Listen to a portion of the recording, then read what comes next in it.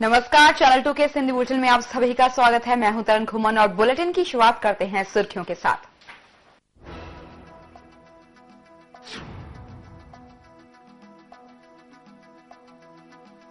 MIM के विधायक अकबरुद्दीन ओवैसी के भड़काऊ भाषण पर भाजपा ने जताया रोष। आंध्र प्रदेश सरकार पर भी भाजपा ने साधा निशाना।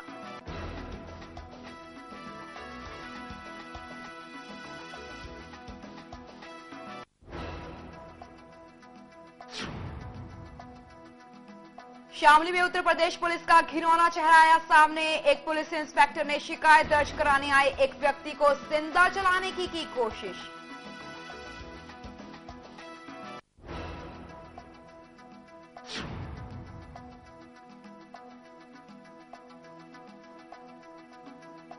और उत्तर भारत में ठंड का कहर बरकरार। जहां कश्मीर में तापमान 0 से पहुंचा नीचे, तो वहीं उत्तर प्रदेश में ठंड से 120 लोगों की हो चुकी है मौत।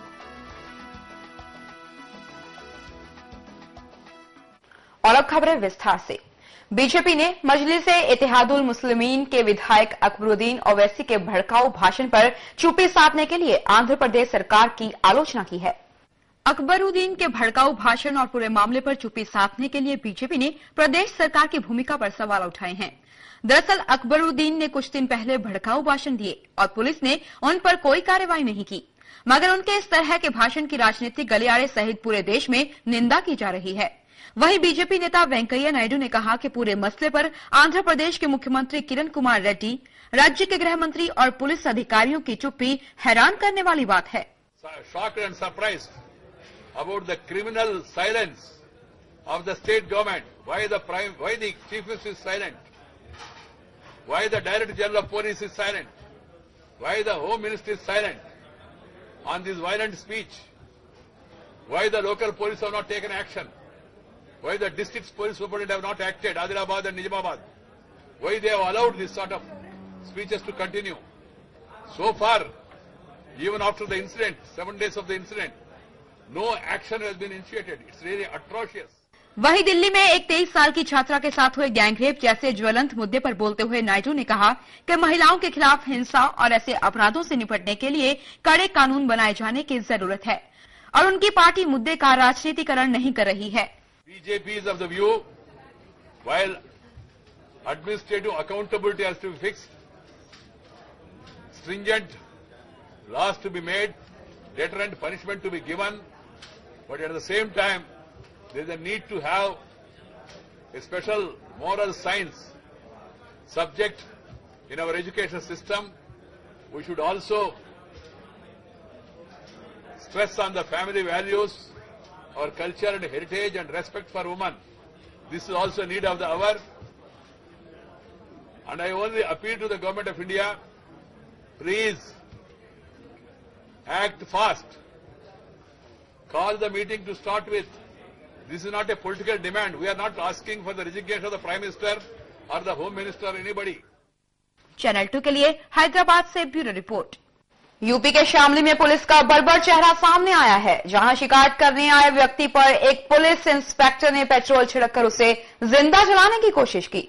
दरअसल गयूर हसन नाबालिग लड़की के लापता होने का मामला दर्ज कराने शामली पुलिस स्टेशन गया था, लेकिन उसकी किस्मत में तो कुछ और ही लिखा था। केस दर्ज करने से इनकार करने के साथ ही इंस्पेक्टर सूरज सिंह ने गयूर को गाली दी और जमकर पीटा। जब उससे उसका मन नहीं भरा तो उसने पेट्रोल छिड़ककर उसे जिंदा जलाने की कोशिश की।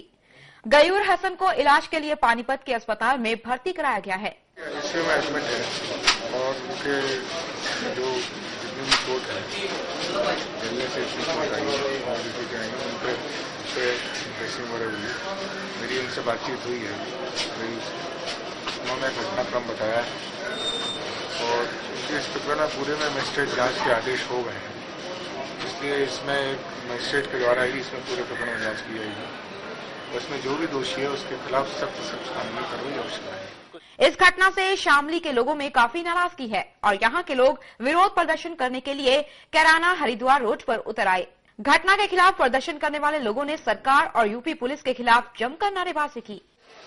मेरे वार्ड में से कल एक लड़की भाग गई शाम, और मैं इसकी रिपोर्ट लिखाने के लिए सुबह तैयारी लेके गया मुझे दरोगा जी ने पहले गाली गलोच करी, मेरे से गंदी गंदी गालियां दी, फिर मेरा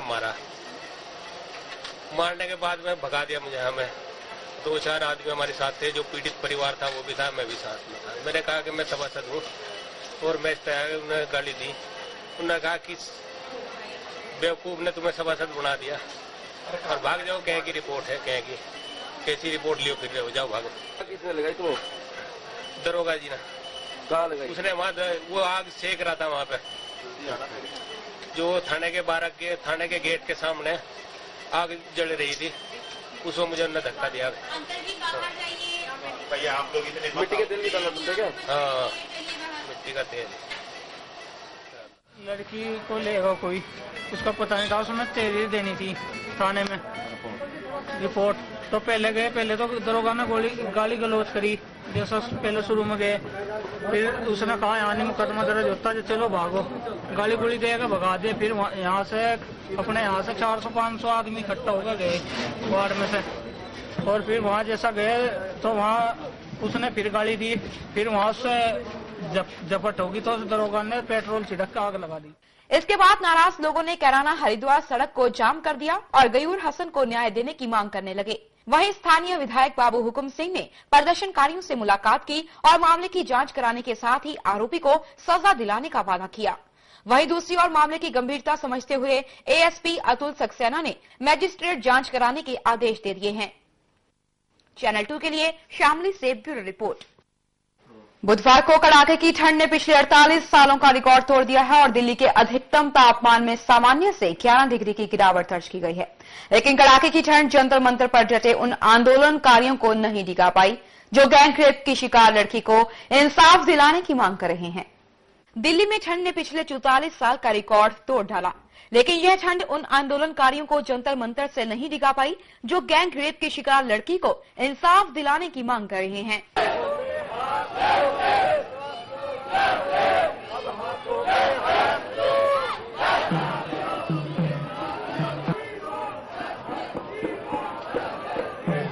यहाँ तूफान आ जाए तो भी कोई असर होने वाला नहीं है। ये सरकार, इनके जो नेता, चाहे वो किसी भी पार्टी के हो, इतने भ्रष्ट, इतने दुराचारी हो गए हैं जिसका कि कोई उदाहरण नहीं है। और ये ठंड कुछ नहीं कर सकती। ये जुआ पीढ़ी है, जुआ पीढ़ी। ये आम जनता है, ये सड़क पर निकली है। हालांकि ये सरकार जो है हमारी हिंदुस्तान की सरकार नहीं है। हिंदुस्तान के देश के लोगों के प्रति इस सरकार को कोई मोह नहीं है। कहीं भी लाठी चलवा देती है। ये इतने पुलिस खड़े हैं यहाँ पर, ये अलावा नहीं, ये इतने आदमी यहाँ खड़े हैं, तो ये नहीं कि यहाँ पर कुछ बंदोबस्त किया जाए, नहीं।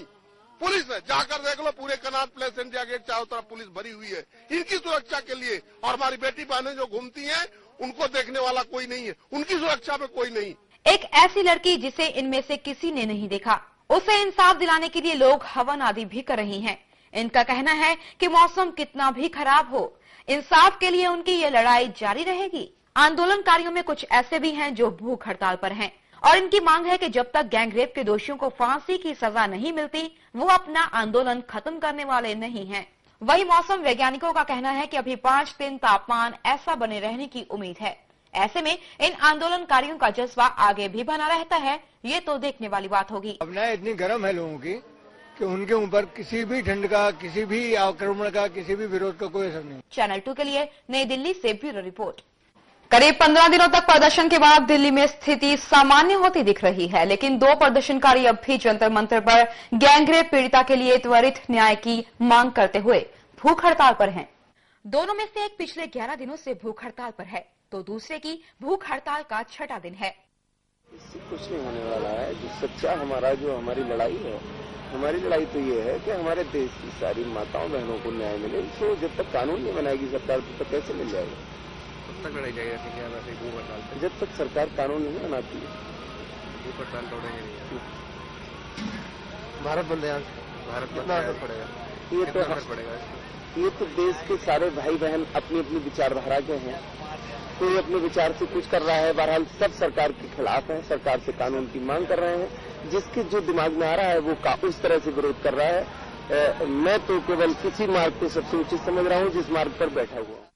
6 दिनों से भूख हड़ताल पर बैठे बाबू सिंह का मानना है कि भारत बंद से कुछ हासिल नहीं होने वाला।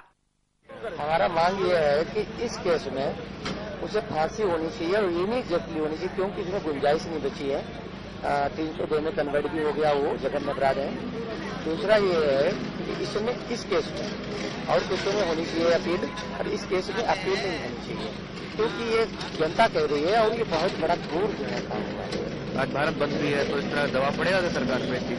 कोई नहीं पड़ेगा, कोई पड़ेगा नहीं है। जो दिहाड़ी मजदूर है, जो गरीब है, उससे ही परेशानी होती है, बाकी किसी को कोई परेशानी नहीं होती है। ये तो चोर है, इनको क्या परेशानी होगी?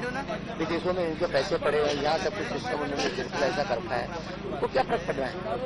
फर्क केवल उस गरीब को पड़ता है जिसको राहत मिलने की नहीं मालूम। इनकी मांग है कि सरकार संसद का विशेष सत्र बुलाए और दुष्कर्म के खिलाफ तुरंत कड़ा कानून बनाए। सरकार तुरंत कानून बनाना चाहिए। सरकार को तुरंत शीतकालीन सत्र बुला करके सरकार को इस मुद्दे पर तुरंत कदम उठा करके और कम समय में कानून बना करके जनता के बीच, पूरे देशवासियों की जो पुकार है उनके बीच रख देना चाहिए। तभी मेरी बात मेरे भाई बता रहे हैं, हमसे की बात है। इनका कहना यह है कि जल्दी से जल्दी कम समय में जो कानून बने, 2 या 3 महीने के 2.5 महीने के अंदर में ही इसका निर्णय हो। और तीसरा में इनका मांग ये है कि सभी पुलिस स्टेशनों में महिला पुलिस ऑफिस अलग होना चाहिए, ताकि माँ बहन वहां जा करके अपनी व्यथा आसानी से सुना सके। उसी में महिला कर्मचारी ही रहना चाहिए, किसी भी पुरुष कर्मचारी का आना वर्जित होगा। चैनल 2 के लिए नई दिल्ली से ब्यूरो रिपोर्ट। दिल्ली पुलिस ने गैंगरेप मामले में चार्जशीट दाखिल कर दी है। वहीं प्रदर्शनकारियों का मानना है कि आज का दिन इतिहास में काला दिवस के रूप में दर्ज होगा, क्योंकि पीड़िता के साथ जो भी हुआ वो घटना सार्वजनिक हुई है। प्रदर्शनकारियों का कहना है कि यदि सरकार पहले से जरूरी कदम उठाती तो ये दिन नहीं देखना पड़ता।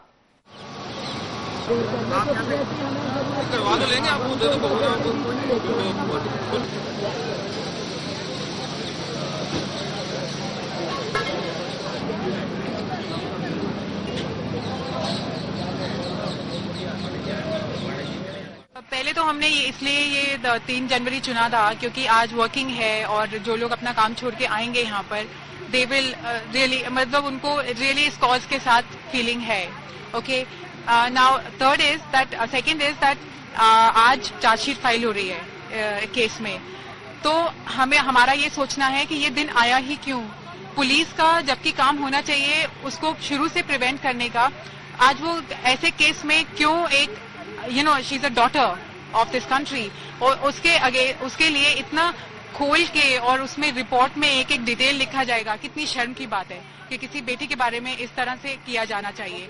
सो इसके लिए ये 2 चीजें थी जिसके कारण से हमने 3 जनवरी चुना था। फाइट जो है इट्स नॉट अगेंस्ट मेन या विमेन, हमारी फाइट मेंटालिटी की अगेंस्ट में।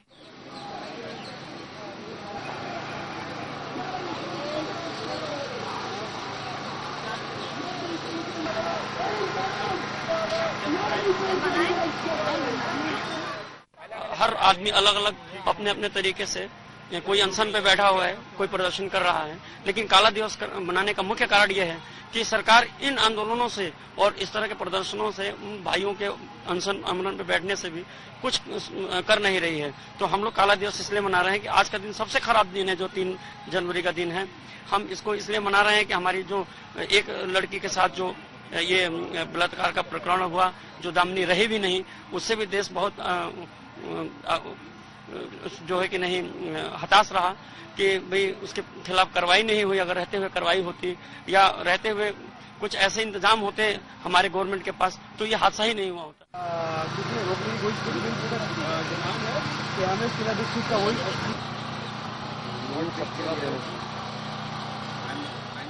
उन्होंने कहा कि फास्ट ट्रैक कोर्ट बना रहे हैं, तो उसमें 30 दिन के अंदर सजा देनी चाहिए थी, तो वो सजा से अभी देश वाकिफ नहीं हुआ है। और आज दिल्ली पुलिस चार्जशीट लागू करने जा रही है, तो वो तो सिर्फ इस केस में लागू कर रही है। हम पूरा देश चाहता है कि पूरे देश भर में जो भी चाहे फौजदारी के केस हैं, चाहे इस तरह के मामले हैं, तो उन सबके लिए एक कड़ा कानून बने। और वो कड़ा कानून के लिए हमारे जो भी सांसद सदस्य हैं वो मांग करें सरकार से कि विशेष सत्र बुला करके 1 दिन की बैठक करके उस पर विचार करके और कानून को बनाया जाए, जिससे कि देश आश्वस्त। और इसी के साथ बुलेटिन में फिलहाल समय ब्रेक का। देखते रहें चैनल 2।